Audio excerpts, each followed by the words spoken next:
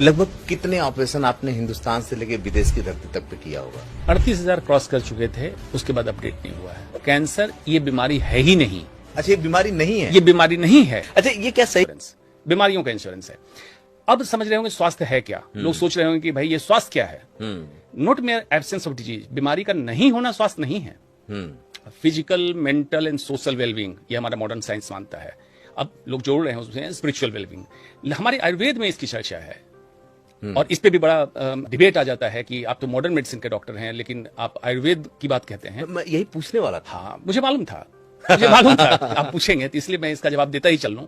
भारत का हर चिकित्सक सुश्रुत चरक धन्वंतरी का संतान है, न कि हिप्पोक्रेट का संतान है। हमारे इलाज करने की विधा मॉडर्न साइंस हो सकती है, आयुर्वेद का जो वैद्य है उसका इलाज करने का तरीका आयुर्वेद से हो सकता है, लेकिन हम संतान सुश्रुत चरक और धन्वंतरी के ही रहेंगे। तो आयुर्वेद की पूजा हम करेंगे ही। हमारा वेद वही है, हमारा साइंस वही है। एक मजेदार बात बताऊं, अगर आपकी जगह ये बात कोई और बोल रहा होता ना, कोई दूसरा डॉक्टर जो हल्का होता, तो ये विवाद का विषय बन जाता और तमाम लोग उंगली उठाते।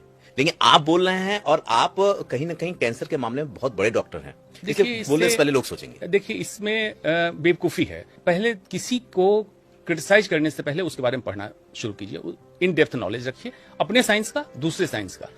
जो जहां जहां अच्छी चीजें हैं, क्योंकि 100% परफेक्ट कुछ नहीं होगा। अगर 100% परफेक्ट होगा तो हम सुपर पावर हो जाएंगे, तो उससे ले लीजिए। अब इसी से उदाहरण आप समझ लीजिए। मैंने बताया not mayor absence of disease, physical, mental and social wellbeing is health. ये मॉडर्न साइंस हमारा कहता है। आयुर्वेद 10,000 साल पहले सुश्रुत संहिता में लिखा हुआ है, सम दोषः सम अग्निशः सम धातु मलः क्रिया प्रसन्न आत्मेन्द्रिय मनः स्वस्थ इति अभिधीयते। स्वस्थ किसको कहेंगे? धातु, मल, क्रिया सब सम अवस्था में हो। कोविड के टाइम में आपने सुना होगा इम्यूनिटी बढ़ा देते हैं। बहुत गलत चीज है। न इम्यूनिटी आपकी बढ़ी होनी चाहिए, न कम होनी चाहिए। दोनों बीमारी का कारण है, बराबर होना चाहिए। होमियोस्टैसिस, जिसको मॉडर्न साइंस कहता है। प्रसन्न आत्मेन्द्रिय मनः, आत्मा, इंद्रिय और मन ये प्रसन्न हो। अगर ये सारी चीजें आपके अंदर है, उसको स्वस्थ व्यक्ति कहते हैं। कितने हमारे बीच स्वस्थ हैं देख लीजिए। हम बीमार के बाजार में हैं और बीमारियां बाजार में बेची जा रही है। हम रोज बीमारी खरीद के घर ला रहे हैं।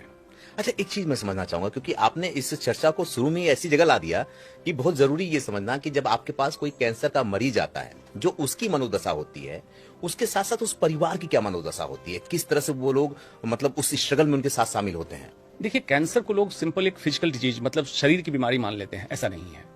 Cancer is a spiritual disease. सबसे पहले मानिए, ये बात मैंने कही थी। एक ओशो के बहुत करीबी उनके सन्यासिन थी, मेरे पास जब आई थी तो उनसे जब मैंने कहा तो उन्होंने हाथ पकड़ लिया कि आपने ये बात क्यों कही। ओशो ने ये बात कही थी, एक स्वीडन के सन्यासी को। उन्होंने पर्सनल चर्चा मुझे बताई।